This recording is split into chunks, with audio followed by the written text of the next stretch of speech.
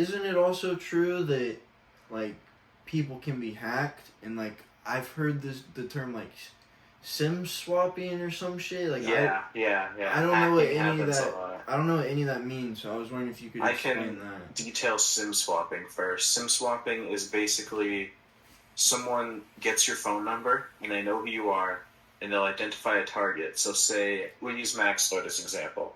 So Max Lord, they get his phone number and they know that he has songs on his iCloud account, for instance.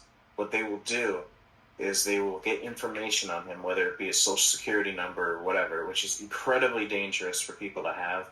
But you can't. I mean, there's ways to get basically anything about someone if you're dedicated enough, and then they'll basically contact the company and have like a backup phone. So if they're looking through his iCloud, they're gonna have a backup iPhone with a fresh SIM on the same carrier, and they'll basically social engineer, just trick this support agent from whatever carrier into transferring the service over to the other phone number. Then what they'll do, once the service is on the other SIM card, they will hack into his like Apple account with the phone number, and then they'll get the code for the Apple account to his phone number, change everything, and then go through in his iCloud and take songs and whatever else they can find, and then sell them off. Fucking online pirating. And that all can happen just from someone getting your number?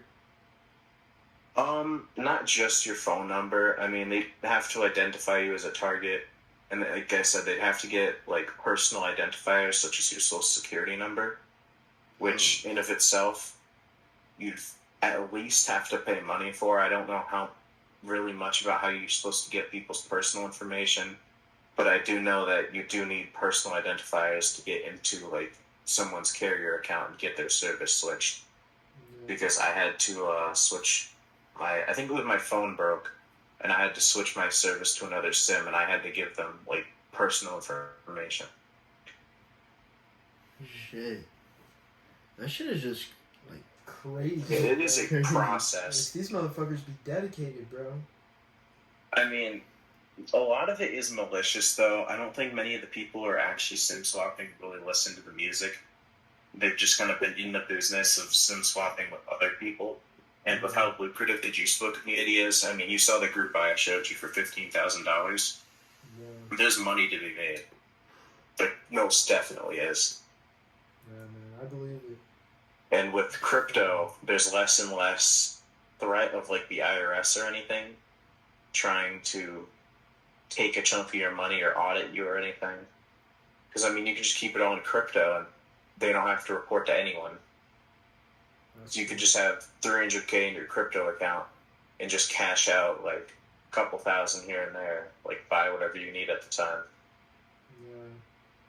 As long as you're not like living outside your means or anything, you wouldn't get caught. So if you had like a really nice paying job and were SIM swapping and selling songs on the side, an extra couple $100K wouldn't really do much.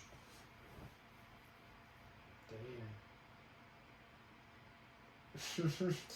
Damn. It is.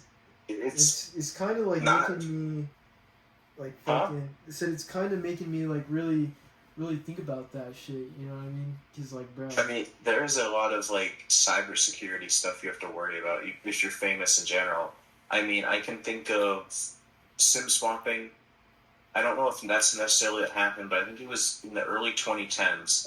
There was an Apple like breach, and they leaked a bunch of celebrities' nudes from their like Apple like iCloud accounts, and it's kind of the same thing. Savage. A lot of famous people have them, and other people that are related to them, or would have stuff about them or things from them on their online accounts, like their private stuff, would be a target. That's like a lot of things famous people would have to worry about, because they never know who's out there to get them or who's trying to profit off of them. Yeah. So how do you prevent shit like that? Like how? Like if you're fucking Donald Trump, like how do you keep motherfuckers from fucking trying to fuck with you like that? Like what do people be doing? SIM swapping.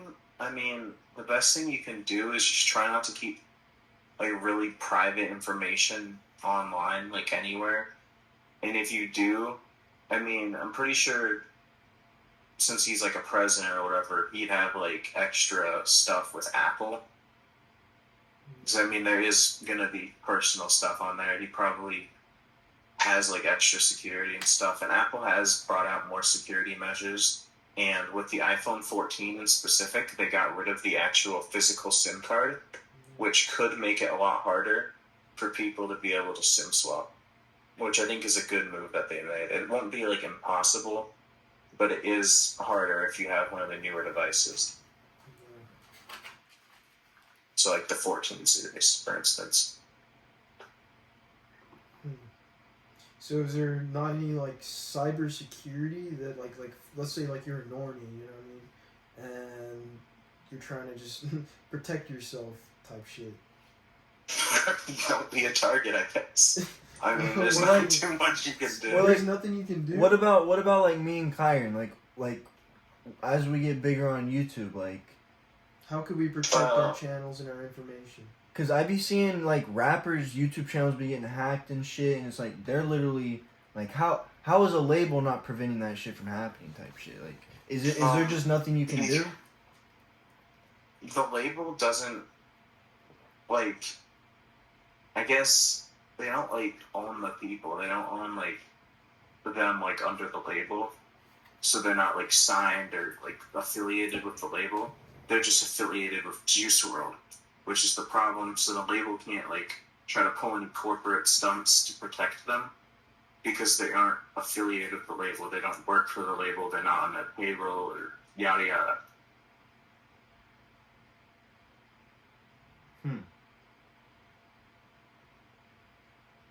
So what about for our YouTube channel though?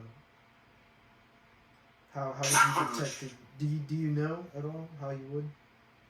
I mean, I'd just don't give out personal information to people in general, even if it's someone you trust. You don't know if they're going to get hacked or anything. That's really all I can recommend, is just keep your life private.